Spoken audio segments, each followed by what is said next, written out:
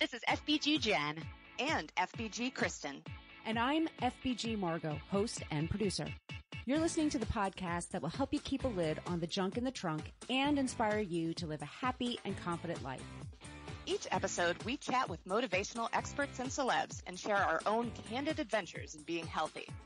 If you're looking for a podcast that's equal parts hilarious and enlightening, well then welcome to the Fit Bottomed Girls podcast. Welcome back to the Fit Bottomed Girls podcast. Our special guest is going to be Sara Haley. This is a fantastic interview. We're going to be talking about pre-pregnancy, post-pregnancy, postpartum exercise, everything. And there's so much information you guys are going to find today. Jenn, you and I did this interview together. Tell them about it. She was incredible. Like before, especially if you're getting ready to have a baby, particularly like your first baby or you want to have a baby soon, like seriously, get out a piece of paper and a pen and be prepared to like take notes. Like that's how good it is. I was just going through our notes from it and I wrote down like, I don't know, 20 things. like everything.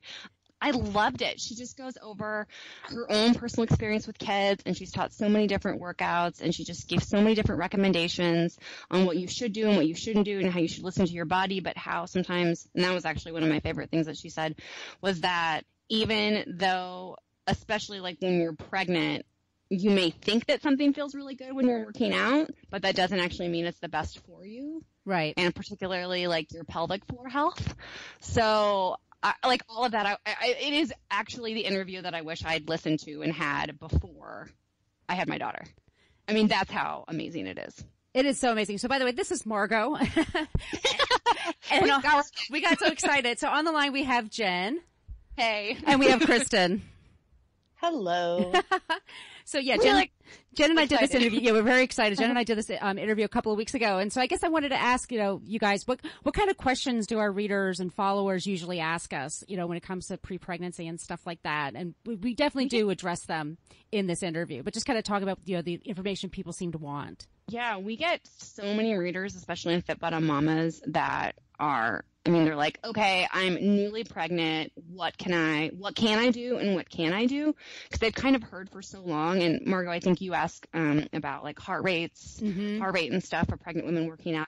Interview, and she kind of talks about that. So I think a lot of stuff you can do when you're pregnant. And then we have a lot of women who are just like, hey, I'm thinking about getting pregnant. Like, what workouts should I be doing to help with that? Is there anything that's like too far and that will hurt that? And Sara talks about that a little bit as well. And then we have so many readers. It's like all the phases, like before pregnancy, during pregnancy, and then after pregnancy. We have so many women too that they just had the baby and they're like, I'm going to get back in shape. I'm going to get back to where I was. How can I lose this weight? How can I get my strength back? And she really does touch on all of that. I wonder how much of that is, I'm just like talking, thinking this just popped into my head, but I wonder how much of that is because we fetishize pregnancy, in general, but especially with celebrities, the second they get a baby bump, we're supposed to notice it. Yep. And there's all this pressure on actresses, who get pregnant to lose the baby weight right away and look a particular way. Like she's got to look exactly like she was before, after, yep. Within a few weeks. So I wonder if that's also part of the anxiety that's being fed out there about all this. Oh, I think so. I think that we talk about body image all the time. But I feel like body image stuff with moms is just, it's crazy because there are all of these celeb, quote unquote, ideals, that are, what is it? How many supermodels, like they have a baby and then it's like 6 weeks later, they're like walking on the Victoria's Secret runway, nothing, and everyone's like, oh my gosh, that's amazing. And it's like, that is amazing. That is also highly unrealistic for like 99.9% of the population, Yeah. You've got to keep in mind, like these women they had good genetics to start with because they were already supermodels. They were ectomorphs.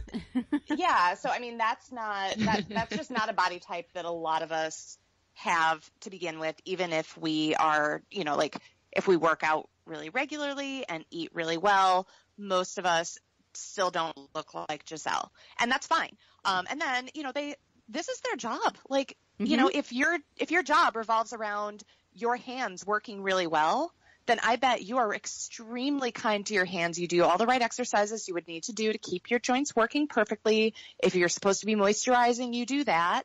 You take extremely good care of the things that allow you to make your livelihood.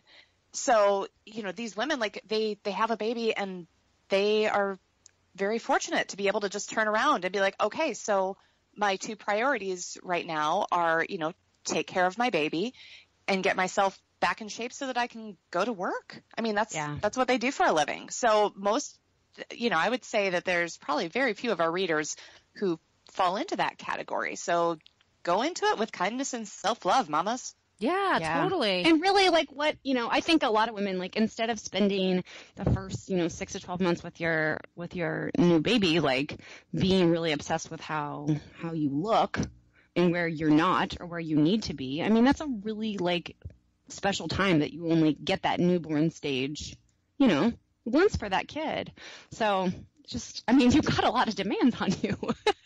Yeah. You know, like, there's put that outside pressure, you know, it'll come. And I think Sarah says this, and I've heard a lot of fitness experts kind of say the same thing, is just, you know, it took you 9 months to grow the baby. Like, it's going to take you at least that long to get back to kind of where you were. And you may never be the same. Your body has gone through something, I mean, if you stop and think about it, truly miraculous, you know, just like amazing. So I was thinking back to our interview with Jillian Michaels. You guys remember that? And like all the things that happens to the body, like we were all blown away, like all the research that she did, like all the great things that happen to your body when you're pregnant too. It's not like you're just doing damage to your body, you know, right. You know, there's a host inside you for a few, you know, like you're a host for something for a few months. There's wonderful things happening to you too. But I know this as, you know, as an instructor, as a trainer, you know, pregnant women would come into my class, and like when you're getting your certification, you spend maybe an hour, you know, on pregnancy, pre and post, maybe. And then like, you know, you re-up your certification every like 3 years or so you forget a lot of stuff. And some things just go out of fashion. You learn other things. Like when I first started teaching, like about almost 10 years ago, they would say every woman needed to wear a heart rate monitor, and you can't get your heart rate over 140. If it goes over 140, tell them they have to stop. And like 140 is nothing. It's nothing. It is nothing. So the information is always changing. So I was just saying to you guys before off the air that I think this episode is really, really important for fitness instructors, for trainers, for people who write about health and fitness. I think this is just going to be a really important show to listen to. But be prepared. There's a lot of lady parts being discussed. If you are, vaginal birth and pelvic floor health and peen and breasts. And there's all kinds of stuff in there. It's a big lady party. And so if you're squeamish about that stuff, you know, I say, okay, maybe, you know, thank you for the download. We'll have something new next week, but otherwise I think this is a really important show to listen to. And by the way, Kristen, you didn't know this? Sarah was the first person we asked the last question to that she was all prepped for because she listened to our other episodes. Oh, how cool. Isn't that awesome? It was so awesome. Super cool. Yeah, she was great. So great. So let's just go right into this episode. We are talking with Sara Haley. Welcome back to the Fit Bottom Girls podcast. Today our guest is Sara Haley, who is an LA-based fitness specialist and creator of 3 award-winning programs: the Excuse Proof Workout, Sweat Unlimited, the prenatal workout, Expecting More, and the postnatal program, Expecting More, the 4th trimester workout. With over 15 years of experience in the fitness industry and 7 years as a Reebok master trainer, Sara has a passion for helping people stay fit, healthy, and strong in the safest and most effective ways possible. She is here today to talk about postnatal fitness while she is pregnant with her baby number 3, by the way. Welcome to the show, Sara Haley. Thank you for having me. Sara, so on the line today is myself, Margo, and we have Jenn. Hey. And we have my cat just jumping around my lap for some reason. That's okay. Everyone wants to meet you, Sara. Make a cameo. Yes, exactly. Hey, kitty cat. So, Sara, this is Margo. I'm a fitness instructor, and I teach a core training class every Sunday at my local Y. And we have a lot of instructors and trainers who listen to our show. And I just wanted to ask you, what's your best advice for newly pregnant women for basic modifications, prenatal and even postnatal, like what to keep in mind for your workouts during your pregnancy? Yes. Thank you for asking that, because you're right. Unfortunately, a lot of instructors don't know. So also my moms to be and new moms that are, you know, listening, please take action for yourself, because unfortunately not everybody in the fitness industry knows what to tell you. And I would also say for my fitness instructors, it's actually almost more important for the brand new moms. Mm-hmm. So as much as you're asking, is anybody in the room pregnant? Is anybody in the room just had a baby? Because that is also when I get really concerned about women doing the wrong core exercises. So the most important thing I would say, and unfortunately the industry has gotten away from this in general, is crunches. Mm-hmm. Crunches are probably the worst thing that you can do post-baby, and definitely pretty much useless during pregnancy. Even if they don't feel bad, they aren't doing anything for you except possibly exacerbating the gap that's going to occur in your abdominals due to the pregnancy. So crunches, I would say, are absolutely out. And the rule in a lot of books or with ACOG is that you should stop at 20 weeks. In my opinion, when you find out you're pregnant, just stop doing crunches. There's no reason to do them anyway, so just take them out of your repertoire. And then the other big thing that I would say is to lay off on the twisting, and I want to define that real quick. Twisting is when your hips stay put and you're just literally rotating your torso.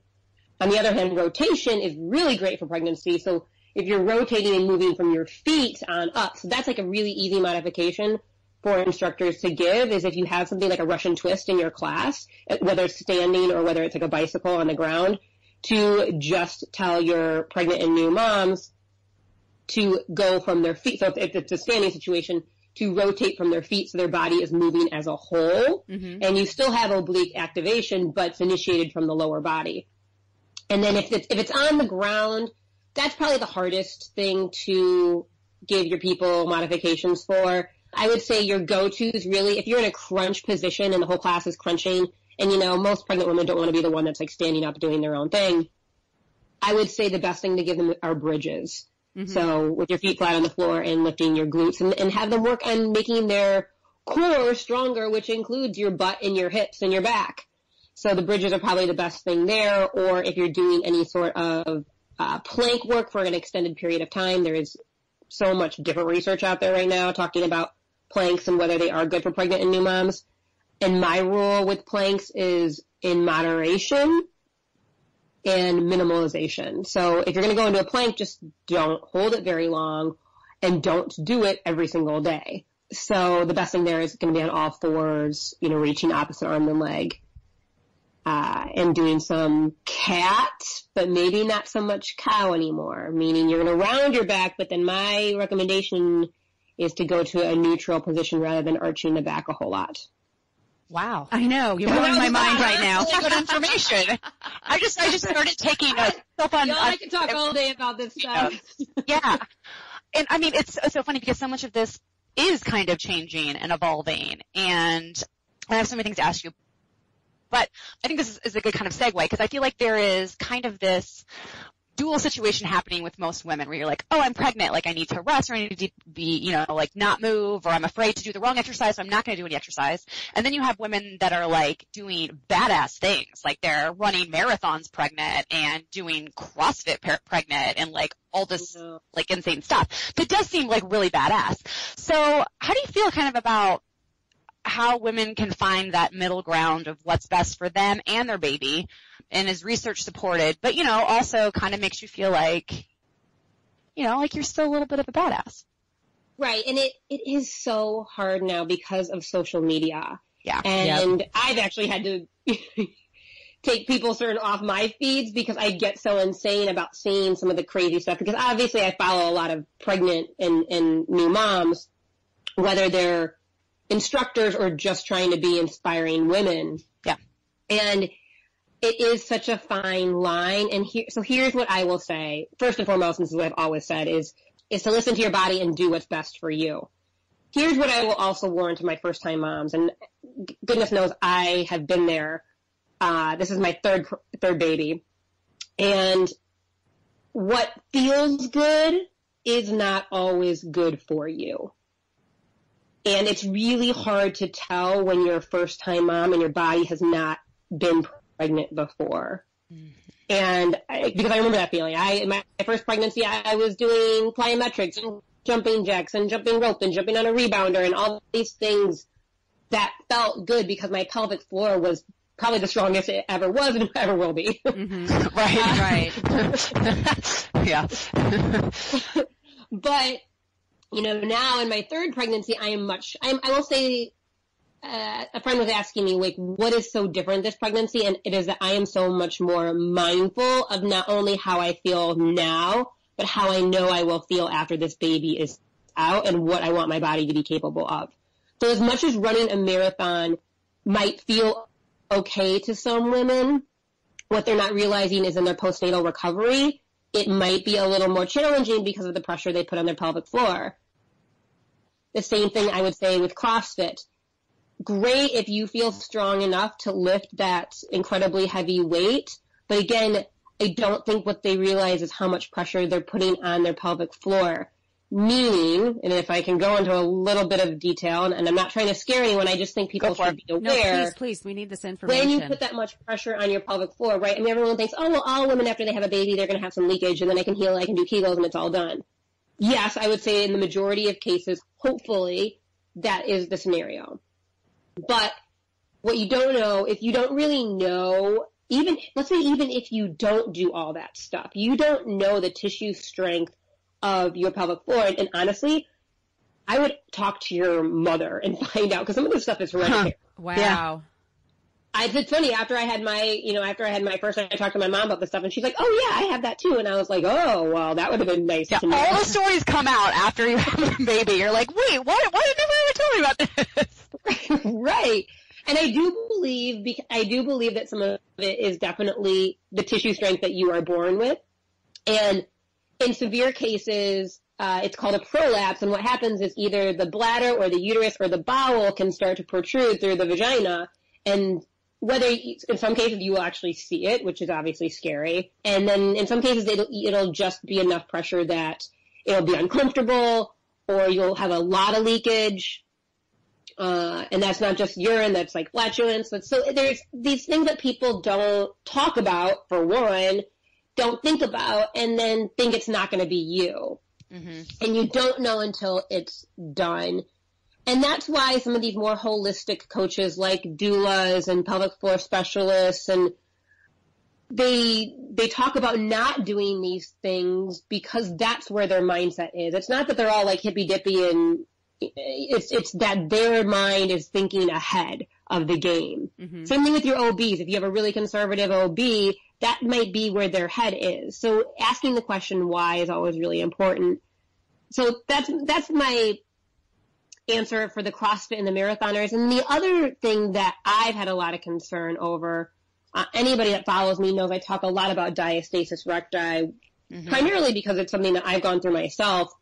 But it's when the abdominals separate too much, and most often the thing that women complain about is they've lost their baby weight, but they still look pregnant because their belly is protruding, which if I were to go through the details of diastasis recti, you would understand. I mean, if the abdominals separate too much, they're going to be pushing out, and it's going to be a little bit more challenging. And if you want me to talk more about it, I can, but it's going to be more challenging to get that flat belly that you want. Mm-hmm. Right. And I'm seeing all these quote-unquote inspiring pictures and videos, primarily on Instagram, of yogis doing these beautiful poses with their backs arched and doing tons of up dogs, and they're pregnant, and all I see unfortunately when I see those photos is, oh my goodness, your abdominals, what are you doing? Yeah, right. And it is gorgeous, and I think, again, the hope in these women is either they don't know or they just think that's not going to be me. Yeah. And so that is what is worrisome, I suppose. Okay, so going back to, I became an instructor about 10 years ago, and I was told when I was first teaching, and you get like a couple of paragraphs in your textbook and whatever when they talk about pregnancy and stuff when you're getting your group fitness training. But anyway, he would say to me that your heart rate, the pregnant women should wear a heart rate monitor, and their heart rate should never go over 140 beats per minute. So, is that something you agree with or you disagree with? I mean, where do you stand with heart rate in pregnancy? Good. No, absolutely not.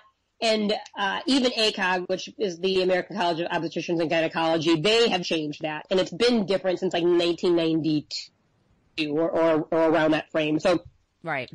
the people spewing that they're super, super conservative. And keep in mind, too, when I say that, I'm by no means saying question your doctor, but keep in mind what your doctor's there for. Your doctor's there to primarily keep the baby safe. Right. So they're not always thinking about other things outside of that. So, if that's something your doctor's telling you, just have a conversation about what you want to do and what your fitness level was prior. My problem with the 140 beats per minute is for a lot of us who are really, really fit, 140 beats per minute is like nothing. Oh, it's totally nothing. Yeah. So that's, that, and then you're like, well, what am I supposed to do? Like, right. Literally go for walks and that's it. So that's not, I definitely don't agree with that. And so despite everything I just said about the CrossFit and the marathoners and all of that, women are still allowed and should do challenging things for themselves. I'm telling everybody, think into the future and think about what you're putting yourself at risk for down the road. Go for runs. I'm just saying, don't pound the pavement for miles and miles every single day so that your pelvic floor can stay intact. But you can still work hard. I will say get sweaty, have fun, but be able to hold a conversation. That's kind of my guideline with pregnancy is don't go breathless so that you can't talk out loud, because the worry is just if you don't have enough oxygen, then what's going on with the baby? Right. That's a good point. Yeah, that makes a lot of sense. Mm-hmm. I know before you were talking about that's my dog. It's like the animal day, right? Like we got the cat, we got the dog. I was wondering if you could talk a little bit about how women can strengthen their pelvic floor and prevent the ab separation, possibly with exercises before they get pregnant or while they're pregnant, and then obviously after they're pregnant. Yes, so Kegels are a really great thing to do to make your pelvic floor strong. And if you're not pregnant and you're thinking about it, that is honestly the best time to do it. Mm-hmm. Because once you are pregnant, it becomes harder to feel those muscles. And then in your post-recovery, sometimes impossible to feel those muscles for a while. But this is simple. I'm talking like 10 Kegels a day. I think some people think like, oh my gosh, I have to Kegel my brains out. Right. And it's Kegel, it's all the same. But it's just 10 a day, and it's really just squeezing the muscles that would stop you from urinating and stop you from passing gas. So it's a little bit more intricate than I think people really realize, but just squeezing those muscles and releasing, and then doing them like any other exercise.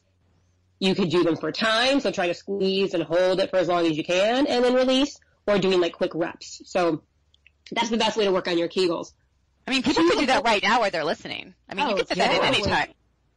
And the great part is they help you with a lot of other things. Like they might even turn you on, which is a great resource for other things.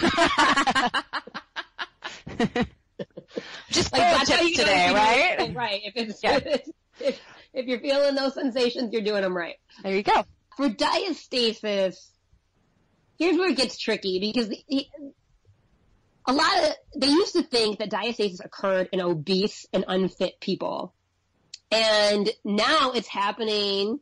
I consider myself neither of those things. And I had one. And you'll see dancers and athletes and fitness fanatics who have them, which to me, if you think about it, makes a lot more sense, right? Because these people have really tight abs, and in a lot of cases they have six packs. And then you put a baby inside them.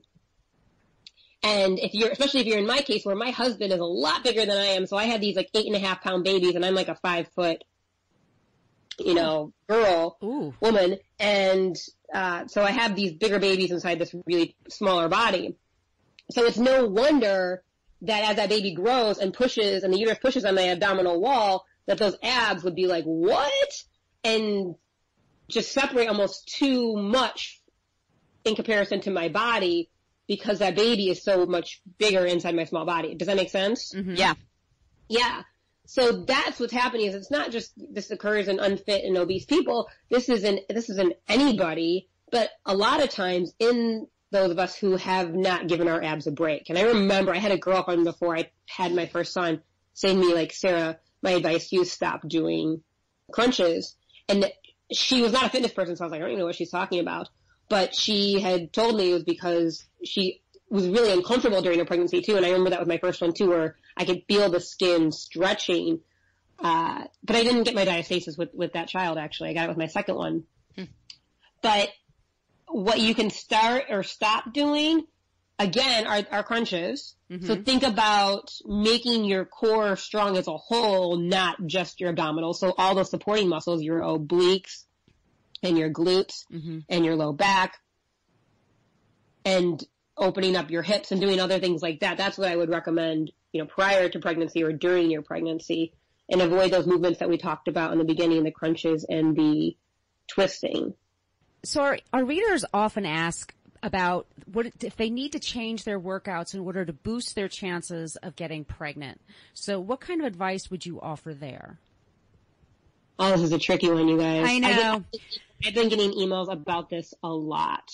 And my experience with both myself and other people is this is so individual, because I know people who have been super, super fit who've had fertility issues, and I know people who've been on the opposite end of the spectrum who have fertility issues. So it's not always going to be about body weight and body fat, which I think is where a lot of people's heads go. My personal opinion, right? So this is not doctor or medical advice, is eliminating stress. So if your workouts are stressful, what about them is stressful? Is it that you're trying to do them for too long? Are they too long of workouts? Is it too often? Is it the type of workouts that you're doing? Are you doing CrossFit and it totally freaks you out because you're just trying to beat your time? Then maybe you do need to add a little more yoga into your life or something like that.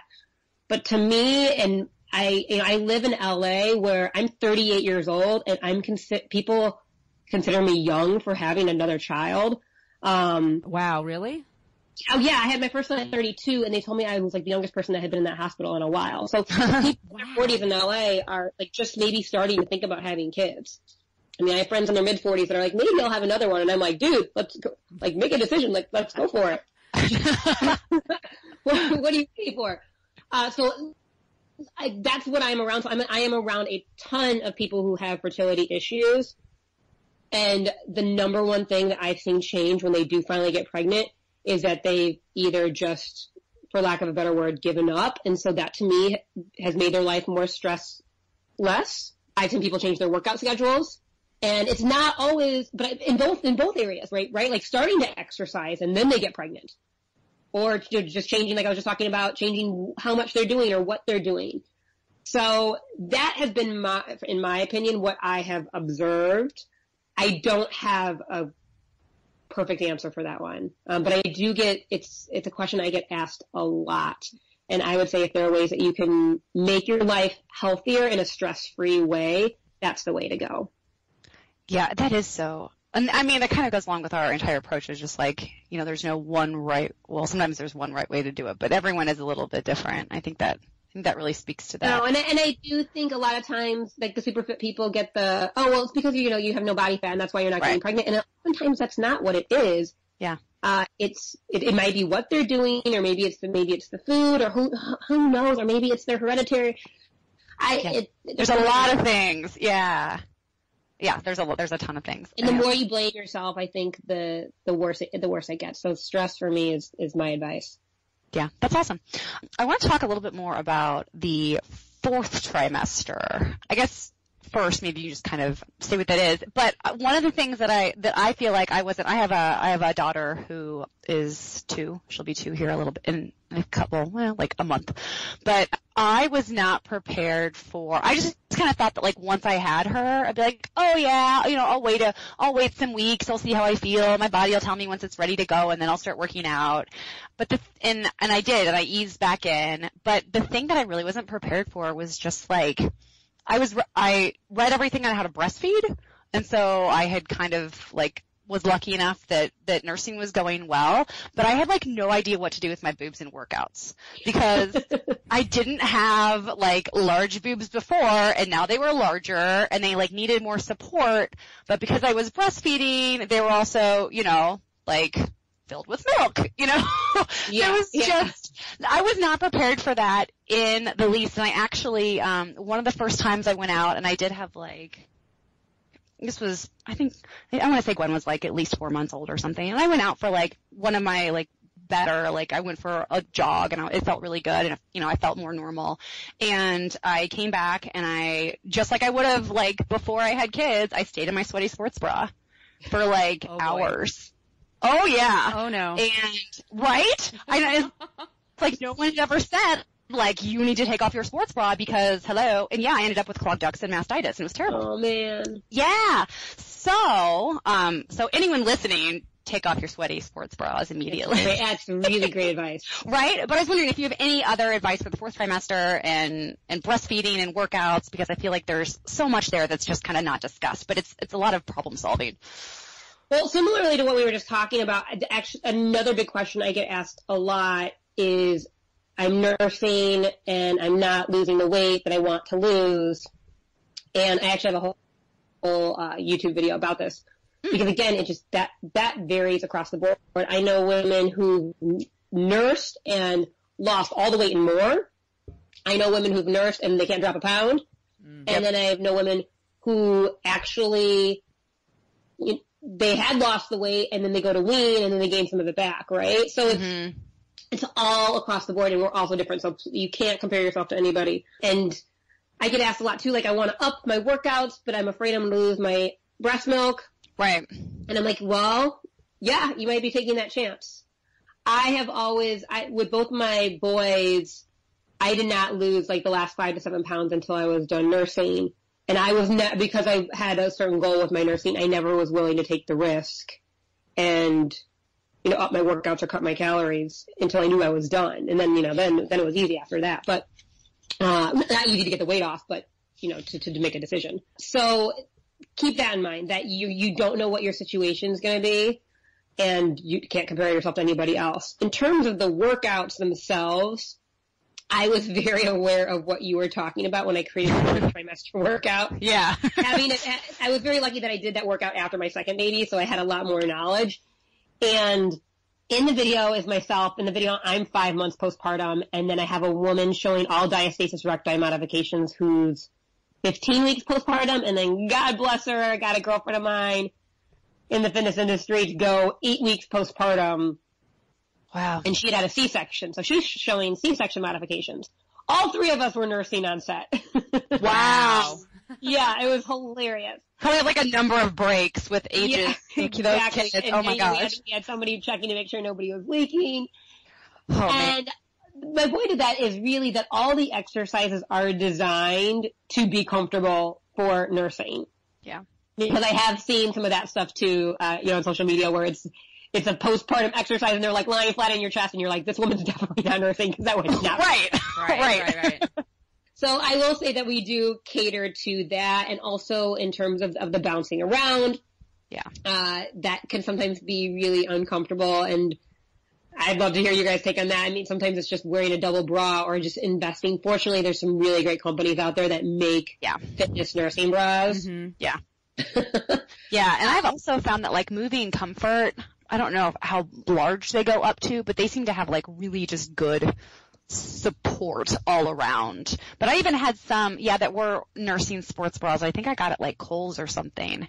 And there was a number of times because I would bring Gwen when she was itty bitty, I'd bring her to the gym with me and she'd like hang out like in the bouncer next to me while I did whatever. And then whenever she was ready, was fussing and was getting hungry, then I would go off and, like the locker room and oh my gosh, that's awesome. Nurse are sweaty.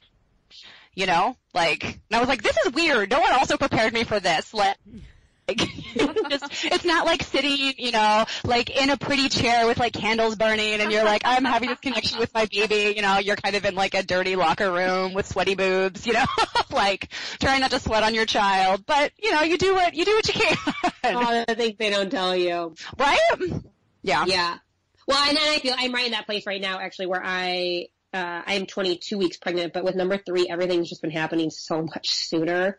Oh. And I tried to go out with some friends last night and I could not find a bra to fit me. Oh, wow. My 2-year-old son's like, and they're like looking at the bra and he keeps going, no, mama, no. Oh. I'm like, I know, I hear you, Lee. I'm like, no, these are not good. So how has this pregnancy been different than? Oh gosh, so different. So I don't know what I'm having. I haven't found out. I didn't find out with any of my children. And if you'd asked me in the first trimester, I would have been like, this has got to be a girl because I was super sick and I had not been sick with my other kids, my boys. And now I feel the same. So, I mean, I feel the same in terms of just comfort and I'm not sick anymore. But I think because my body's been through these pregnancies, I will say, like I mentioned before, I'm a lot more mindful in my movement. The intense cardio doesn't feel as good this time around. I've been doing a lot more Pilates than I did with my other pregnancies. I'm a cardio junkie at heart. So I have always been a little more resistant to the Pilates work. Mm-hmm. But that's really been my go-to this pregnancy. So that's been interesting in itself. And then just you're bigger, so everything happens so much sooner. So like, I was barely showing, I think, with my first at this point in the game, and I look full-fledged like 6-7 months pregnant. People are like, how much longer do you have? And I'm like, oh, I'm like halfway. Oh my gosh. Your body knows what to do. It's just like, we're doing this again. Here we go. Yeah. So I would say I didn't feel like I need to get off my feet sooner by the end of the day. Just everything feels like a little more weighted down. So that's fun. Like added resistance everywhere you go. Yeah. So, but but I feel like I know what I'm doing, so that part's good. You're not like questioning everything. I feel like I know what I'm doing.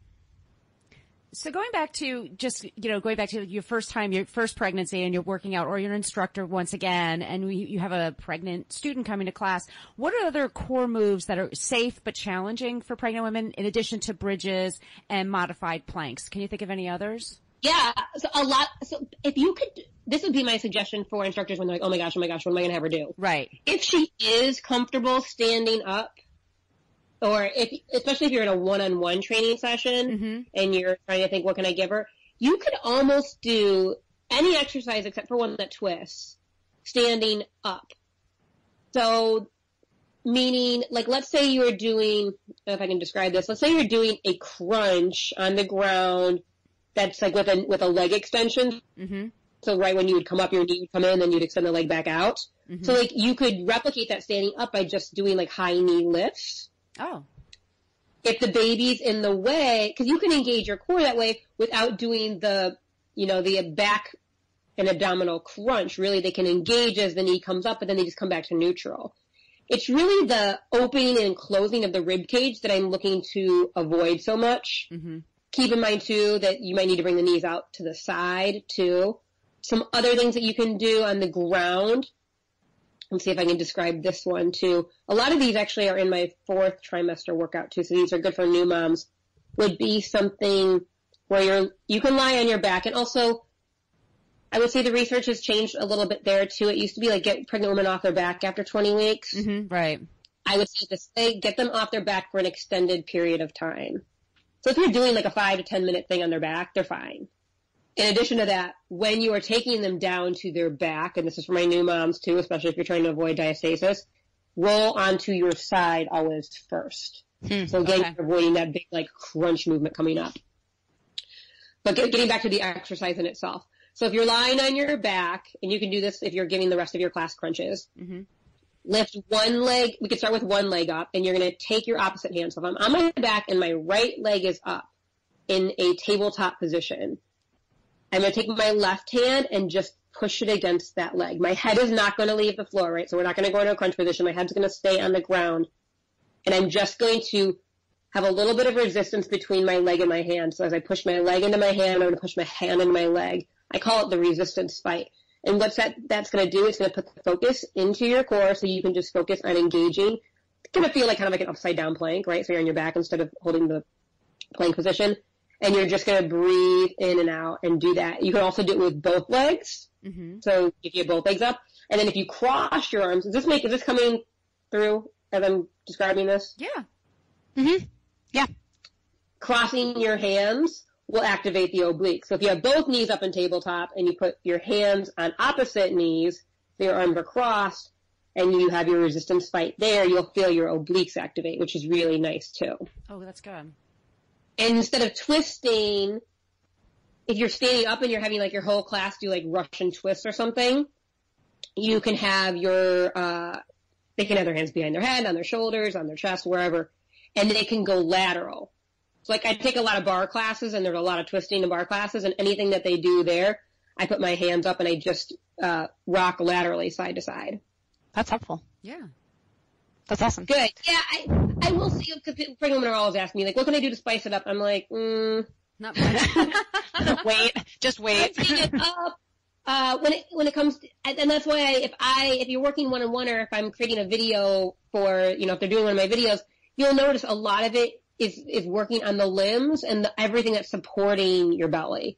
Mm-hmm. So there isn't so much pressure on that, and that you can get everything else strong. And then when the baby's out, you can start to focus on that stuff again in a safe way. And what do you recommend for kind of the timeline for, I guess, an already fit woman to kind of get back into workouts after having a baby? Well, I would definitely say make sure you go by your doctor's guidelines, because I get that email a lot too. My doctor said I can't go until, I can't work out until 6 weeks, so what can I do? And I'm like, do what your doctor told you. Right, always. They were there for your birth. They saw what was going on. They saw the insides of your body. Yeah, right. So that would definitely be my advice. If you are a crazy person, which I put myself in that category as well, just so you know, ask your doctor for specifics. So I did not have such a specific doctor with my first pregnancy with my oldest. And I changed doctors, and that was actually part of the reason why.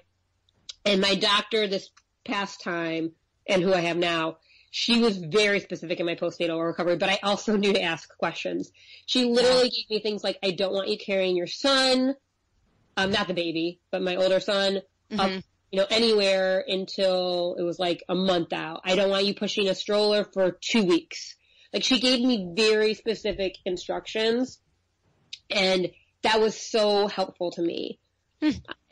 Doctors don't know what to tell you if you don't ask them. So again, it's the same way with your pregnancy workouts. Like, if you're asking them, what can I do? If you have, some sort of high risk pregnancy and something's going wrong, and I get a lot of those emails too, my doctor said I can't do this, what can I do? Then you need to explain to your doctor what you want to do so that they can tell you yes or no. If you don't tell them, they don't know. And the same thing for your post recovery. I want to go and swing a kettlebell. Well, they may not even know what a kettlebell is. Right. Right. That may have happened to me. What I do, yeah.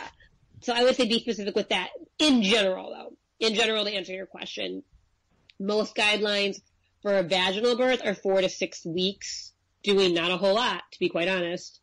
Maybe going for some walks, but I don't recommend lifting weights. I don't recommend doing any serious core exercises or any high-impact movements for that time period. And then for most C-sections, I haven't heard anything under 6 weeks. Yeah. Keep in mind, in both situations, you have stitches. And that's what I think people don't realize, too, is those stitches really need to heal, especially if they are in intimate places in your body. Right. Yeah. Don't mess with that. Yeah. Yeah, your body has been through a lot. Like, a lot. Yeah, and I understand the crazy. I understand it less now, I think, now that I've been through it a couple of times. Yeah. But I do understand that, and it's so not important in the long run. Like, it is and it isn't. Like, you will eventually feel good, but I just let your body heal so that you can do more. Yeah, and I wish that after I had Gwen, I kind of, I use exercise a lot to, get stress out, and it's a normal part of my day. So I was just itching to do something. I wanted that back. And so then we would do not very long, but slow walks and stuff like that, just so I could kind of get some of that back. But I wish that maybe before I had her, I would have been better off if I'd found some other positive ways to de-stress that weren't just exercise. Right. Because I think that if I had that to kind of fall back on, then I would just be like, all right, I'm not going to do this until then, so I'm going to meditate or, whatever it is I'm going to do. But yeah. It wasn't like, for me, it wasn't like, oh my God, I gotta lose weight or anything. It was just like, oh my God, I really miss I need running. my sanity, yeah. Right. Mm-hmm. Yeah, and especially you have a stressor. Yeah, you have a big stressor, a new person in your life that you're caring for. It's a lot of newness.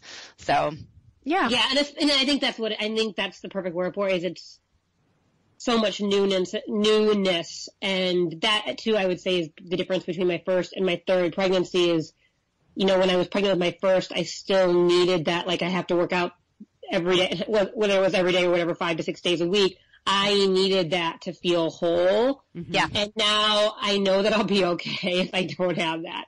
Like, Yeah. you're okay, Sarah. Like, you did 15 minutes, good for you. You're all right. Right. Yeah. It's gonna be all right.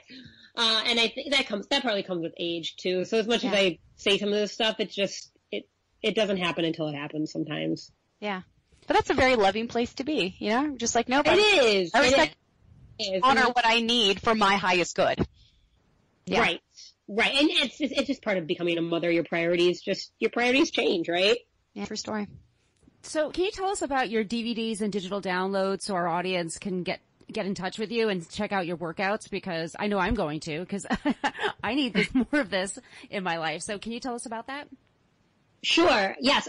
You can get all of my DVDs on Amazon. That's definitely an option. You can just go on Amazon and search Sara Haley.